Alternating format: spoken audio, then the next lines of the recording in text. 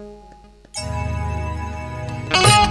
जिया हो मास्टर चाप के आजा ही देखा वार्ड नंबर 38 सलेमपुर से जिला पंचायत पद के महिला प्रत्याशी सरस्वती देवी पत्नी राम प्रवेश यादव जेकर चर्चा आज वार्ड नंबर 38 के गांव गांव घर घर में हो रहा बा।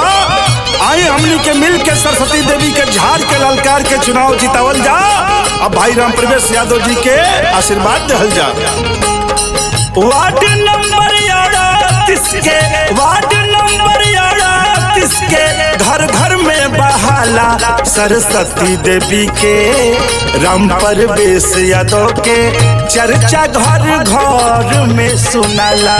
सरस्वती देवी के चर्चा घर घर में सुनाला।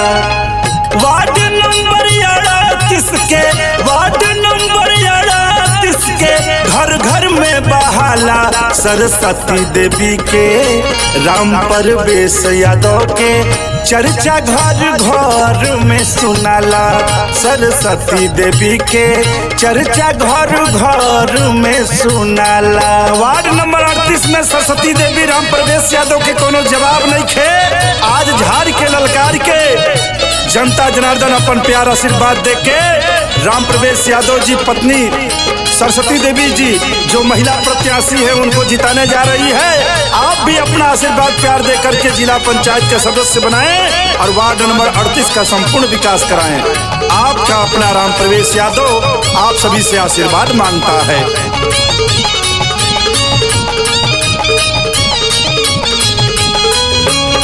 इटहुआ चंदौली बिगही चकरा गोसाई चानपलिया डेहरी धोबी कृपा बरसाई।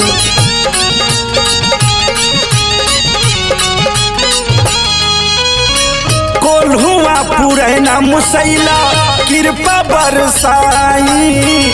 मझौआ या चोरडीहा भी साथे बाटे भाई। खाखड़ी परसिया बंसी बरसत राजावल में नहुआ लियाला। सरस्वती देवी के राम प्रवेश यादव के घर घर में चर्चा सुनाला। राम प्रवेश यादव के घर घर में चर्चा सुनाला। वार्ड नंबर 38 के बिगही चकरा गोसाई इटहुआ चंदौली चनपलिया डेहरी धोबी कोल्हुआ पुरैना मुसैला चोरडीहा परसिया बंसी मझौआ खखड़ी बरसात रजवल बैदौली कोला कमड़िया पड़री पांडे घुसरी परसिया भगवती बालेपुर कला चेरो रामपुर पुरैनी पतलापुर धनपुरवा में आज सरस्वती देवी के आशीर्वाद मिल रहा बा।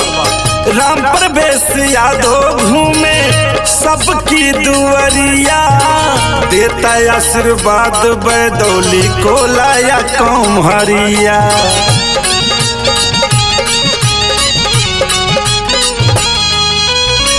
राम प्रवेश यादव घूमे सबकी दुआरिया देता आशीर्वाद पड़री पांडे या कौमहरिया।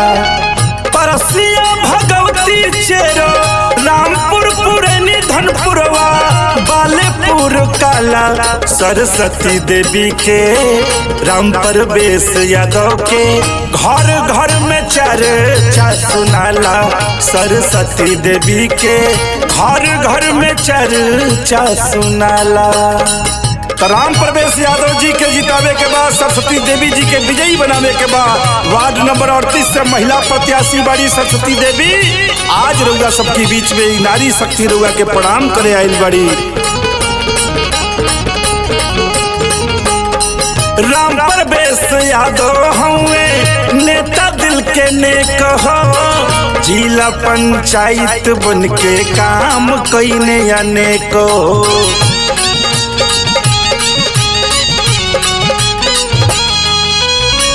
अब की सरस्वती देवी के भैया हो जीतई हो वार्ड नंबर 38 से विजयी बनई हो। राम प्रवेश यादव हुए राम प्रवेश यादव हुए नेता दिल वाला सरस्वती देवी के राम प्रवेश यादव के घर घर में चर्चा सुनाला सरस्वती देवी के, घर घर में चर्चा सुनाला। वार्ड नंबर 38 के, वार्ड नंबर 38 के, घर घर में बहाला सरस्वती देवी के। राम परवेश यादव के चर्चा घर घर में सुनाला सरस्वती देवी के, चर्चा घर घर में सुनाला। राम परवेश यादव के चर्चा घर घर में सुनाला सरस्वती देवी के, चर्चा घर घर में सुनाला।